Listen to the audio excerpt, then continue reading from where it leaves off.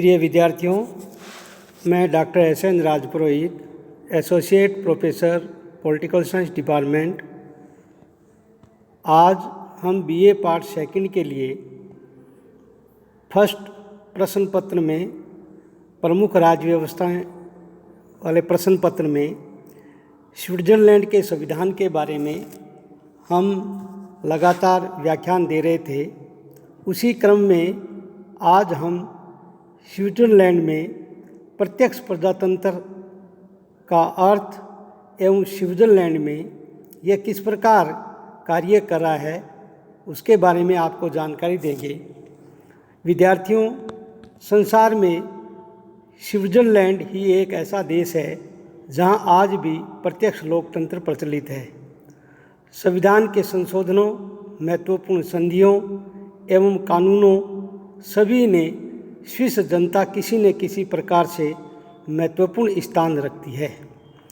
प्रत्यक्ष लोकतंत्र में जनता प्रत्यक्ष रूप से शासन सत्ता का प्रयोग करती है। जनता कानून बनाती है, प्रशासन के कार्यों में भाग लेती है, न्याय प्रशासन में महत्वपूर्ण भूमिका अदा करती है। वर्तमान विश्व में अधिकांश देशों में जहां अप्रत्यक्ष या प्रतिनिधि लोकतंत्र को अपनाया गया है, अतः इसे स्विट्ज़रलैंड एक ऐसा देश है जहां आज भी प्रत्यक्ष लोकतंत्र है और इसलिए इसे लोकतंत्र का घर कहा जाता है। वर्तमान में स्विट्ज़रलैंड में 1 पूर्ण और 4 अर्ध कैंटन में ही प्रत्यक्ष लोकतंत्र प्रचलित है। प्रत्यक्ष लोकतंत्र का अर्थ प्रत्यक्ष लोकतंत्र की सर्वप्रमुख परिभाषा के अनुसार इसे जनता द्वारा जनता के लिए शासन माना जा सकता है। प्रत्यक्ष लोकतंत्र के उपकरण या साधनों में वर्तमान में प्रत्यक्ष लोकतंत्र को अतीत की शासन व्यवस्था माना जाता है, किंतु स्विट्ज़रलैंड में 1 पूर्ण कैंटन ग्लेरस और 4 अर्ध कैंटन वाल्डेल, निडवाल्डेन, इनर एपेंजल और आउटर एपेंजल में प्रचलित है। लाइड तथा हाब्स ने लिखा है कि प्रभुसत्ता जनता द्वारा प्रत्यक्ष रूप से प्रयोग की जाती है तथा सभी मतदाताओं द्वारा बनी हुई यह सभा उस लोकतंत्र का श्रेष्ठ उदाहरण है जिसे रूसो तथा अन्य दार्शनिकों ने प्रत्यक्ष लोकतंत्र कहा है। स्विस नागरिक प्रत्यक्ष लोकतंत्र के प्रशासन और भक्त है तथा उनके द्वारा प्रत्यक्ष शासन के उपकरणों को शब्दों में ही नहीं आत्मा में भी स्वीकार किया गया है। सिगफ्रीड लिखते हैं कि यहाँ लोकतंत्र प्रत्यक्ष ही रहता है और अपनी शक्तियाँ सौंपते समय स्विस जनता उन्हें त्याग नहीं देती, परंतु वह लोक निर्णयों द्वारा अंतिम शब्द और आरंभ की प्रक्रिया से शायद प्रथम शब्द कहने का अधिकार सदैव अपने पास रखती है। अतः प्रत्यक्ष लोकतंत्र के क्या उपकरण हैं जिनके माध्यम से स्विट्ज़रलैंड में आज भी प्रत्यक्ष लोकतंत्र प्रचलित है? तो सर्वप्रथम प्रत्यक्ष लोकतंत्र के उपकरणों में प्रारंभिक जनसभाएं, इन्हें स्विट्ज़रलैंड में लेट्स जिमाइंड कहते हैं। यह स्विट्ज़रलैंड में 1 पूर्ण तथा 4 अर्ध कैंटनों में प्रचलित है। यह जिस प्रकार व्यवस्थापिका कार्य करती है वैसे ही कार्य संपन्न करती है।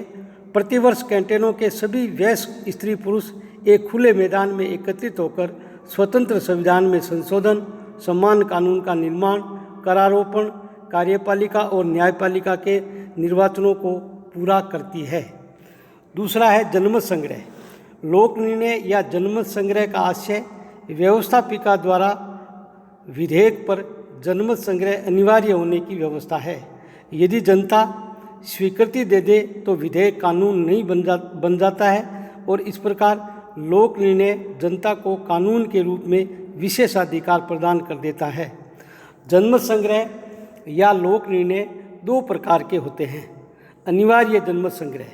अनिवार्य जनमत संग्रह का आशय विधानमंडल द्वारा पारित सब विधेयकों पर लोक निर्णय आवश्यक है और जनता की स्वीकृति के बिना विधेयकों का कानून का रूप ग्रहण नहीं कर सकते हैं। ऐच्छिक जनमत संग्रह। संविधान द्वारा एक निश्चित जनता की संख्या जो स्विट्ज़रलैंड में 30,000 और निश्चित समय 90 दिन में किसी भी विधेयक पर लोक निर्णय की मांग की जाए तो ऐच्छिक जनमत संग्रह की व्यवस्था भी है। दूसरा बिंदु है आरंभक। इसके द्वारा जनता को ये अधिकार प्राप्त है कि वह किसी भी विधेयक का प्रारूप तैयार कर सकती है एवं जनता ये मांग कर सकती है कि ये कानून इस प्रस्ताव के आधार पर होना चाहिए। आरंभक भी दो प्रकार के होते हैं। सविन्यासित आरंभक, इसके अंतर्गत जनता स्वयं ही विधानमंडल के सम्मुख विधेयक का पूर्ण प्रारूप प्रस्तुत करती है तथा विधानमंडल बिना किसी संशोधन से जनता के सामने जनमत संग्रह के लिए प्रस्तुत करती है तो उसे सविन्यासित आरंभक कहते हैं। अविन्यासित आरंभक, इसके अंतर्गत जनता विधानमंडल के सम्मुख कुछ सिद्धांत रखती है। यदि विधानमंडल इन सिद्धांतों से सहमत हो जाता है तो इसके आधार पर विधेयक निर्मित हो जाता है।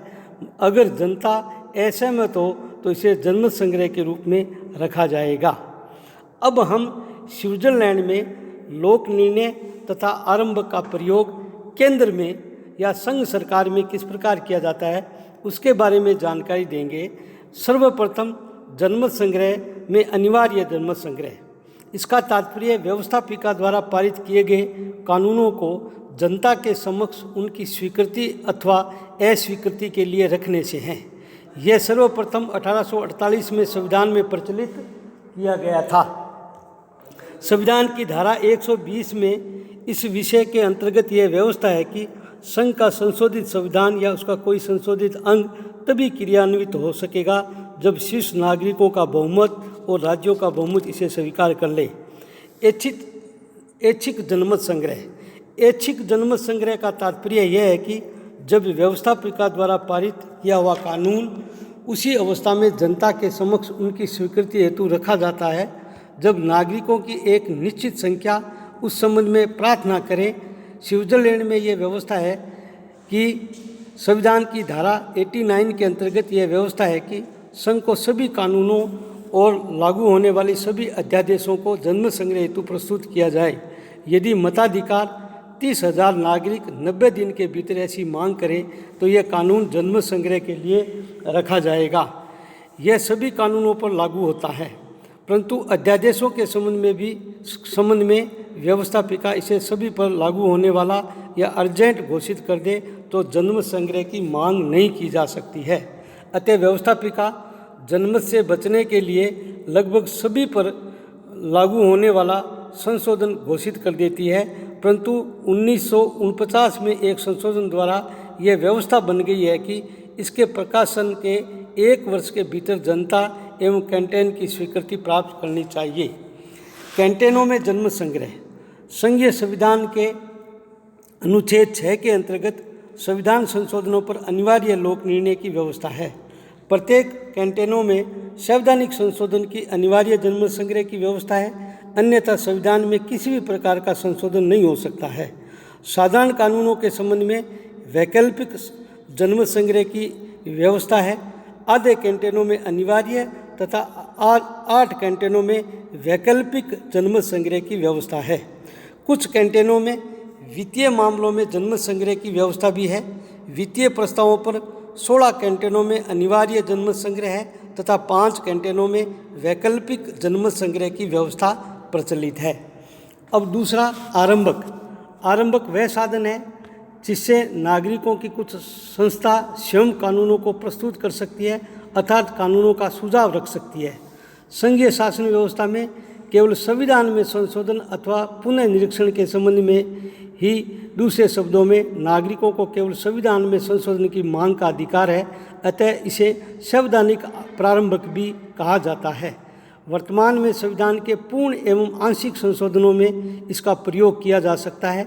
इसमें 50,000 मतदाताओं द्वारा इस प्रकार की मांग रखी जाए तो इसके संबंध में आंशिक व पूर्ण संशोधन के रूप में यह सविन्यासित किया जा सकता है। पूर्ण संशोधन के रूप में अगर व्यवस्थापिका सहमत नहीं हो तो फिर जनता के समक्ष रखा जाता है। कैंटेनों में आरंभक। केवल जेनेवा का छोड़कर दोनों संवैधानिक और व्यवस्थापिका संबंधी साधारण कानूनों पर भी आरंभक की व्यवस्था है। इस प्रकार स्विट्जरलैंड में प्रत्यक्ष लोकतंत्र के लैंड्सजीमिंग, आरंभक और जनमत संग्रह के साधनों का प्रयोग किया जाता है। अब हम प्रत्यक्ष लोकतंत्र के इन उपकरणों का क्या महत्व है स्विट्जरलैंड में, या प्रत्यक्ष लोकतंत्र में इनके क्या गुण है, उसके बारे में आपको सभी को जानकारी प्रदान करेंगे। सर्वप्रथम आरंभक और जनमत संग्रह के उपकरणों का लोकतंत्र में क्या महत्व है, उसका सर्वप्रथम बिंदु है कानूनी शक्ति पर नियंत्रण। लोक निर्णय और आरंभक व्यवस्थापिका द्वारा मनमाने कार्य करने पर रोक लगाने के शस्त्र हैं। जनता के विरुद्ध व्यवस्थापिका कार्य नहीं कर सकती है, क्योंकि जनता स्वयं व्यवस्थापिका पर आरंभक और जनमत संग्रह के माध्यम से नियंत्रण रखती है। शासन की त्रुटियों पर उपचार। लोक निर्णय शासन की त्रुटियों का उपचार इसलिए है क्योंकि अनेक बार व्यवस्थापिका जनहित को भुलाकर दोषपूर्ण कानून बना देती है। लोक निर्णय इन दोषों को बाहर निकालने का कार्य करते हैं। जनता में राजनीतिक शिक्षा का विकास। जनता स्वयं कानून बनाने में जब भाग लेती है, कर, शिक्षा आदि पर व्यक्तिगत नियंत्रण जनता का होता है। इसलिए बेलूर कहते हैं कि कानूनों से राजनीतिक शिक्षा में वृद्धि होती है। चौथा बिंदु है कानूनों को नैतिक शक्ति प्राप्त होना। ब्राइस के अनुसार लोगों की स्वीकृति के कारण कानून अधिक शक्ति और सम्मान प्राप्त कर लेते हैं और जनता इनका पालन करना और करवाना अपना कर्तव्य समझती है। इसके बारे में ब्राइस ने लिखा है कि जिस प्रकार लोक निर्णय भूलों का उपचार करती है, उसी प्रकार आरंभक लोक उपचार करते हैं। अब हम प्रत्यक्ष लोकतंत्र के दोष क्या है उनके बारे में आपको जानकारी देंगे। जटिल कार्य करने में अयोग्य है। हर्मन फाइनर के अनुसार बुद्धिहीन वर्ग एवं अशिक्षित लोगों ने प्रगतिशील कानूनों को नष्ट किया है। इसका मतलब ये है कि आजकल कानून बनाना इतना पेचीदा कार्य है कि साधारण जनता उन कानून निर्माण के बारे में इतनी जानकारी नहीं रखती। इसलिए अविवेकपूर्ण ढंग से बनाए गए कानून भी लागू हो सकते हैं। व्यवस्थापिका के सम्मान में कमी हो जाएगी। जनता की उदासीनता और निर्वाचकीय थकान इसका बहुत बड़ा अवगुण है, क्योंकि बार बार जनता आरंभक और जनमत संग्रह के माध्यम से जब भाग लेगी शासन के कार्यों में, तो प्राय जनता की उदासीनता प्रकट होती है तथा निर्वाचकीय थकान पैदा हो जाती है। समय व धन का अपव्यय। इस उपरोक्त कारणों से निष्कर्ष के रूप में हम ये कह सकते हैं कि लोक निर्णय और आरंभ के गुण दोषों के बावजूद भी स्विट्जरलैंड में प्रत्यक्ष प्रजातंत्र अच्छी तरह से चल रहा है। रेपार्ड लिखते हैं कि जब कोई व्यक्ति स्विट्जरलैंड में साधारण नागरिक से ये पूछता है कि क्या उसका देश प्रत्यक्ष लोकतंत्र के परिणामों से संतुष्ट है, तो वह निश्चित रूप से हाँ में उत्तर देगा। लाइट एवं हाब्स के अनुसार यहाँ जनता अपनी संप्रभुता का प्रत्यक्ष रूप से प्रयोग करती है। इस प्रकार आज इस व्याख्यान में आपको संपूर्ण प्रत्यक्ष लोकतंत्र के बारे में जानकारी दी गई है। धन्यवाद। जय हिंद।